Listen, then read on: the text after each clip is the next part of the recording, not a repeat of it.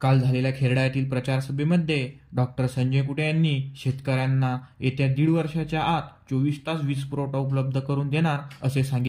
मात्र अलीकडे आसलगाव शिवारातील शेतकरी चिंतेत आहे. त्याचं कारण म्हणजे रब्बी हंगाम चालू झाला आहे. शेतकरी आपल्या शेतीची कामगिरी पूर्ण करून गहू, हरभरा, ज्वारी पेरतात. मात्र 2 महिने आधी विद्युत तार चोरीला गेल्याने वीज खंडित आहे.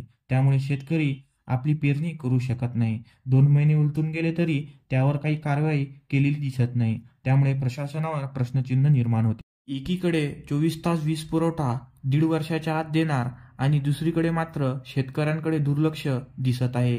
खरीप हंगामामध्ये शेतकऱ्यांचे सततच्या पावसामुळे मोठे नुकसान झाले. त्यात शेतपिकांना न मिळणारा भाव आणि प्रशासनाचे दुर्लक्ष यामुळे शेतकरी चिंतेत आहे. लवकरात लवकर याची दखल घ्यावी असे शेतकऱ्यांचे म्हणणे आहे. धन्यवाद. पुन्हा भेटू अशाच एका व्हिडिओमध्ये. तोपर्यंत लाईक करा, शेअर करा आणि सबस्क्राईब करा.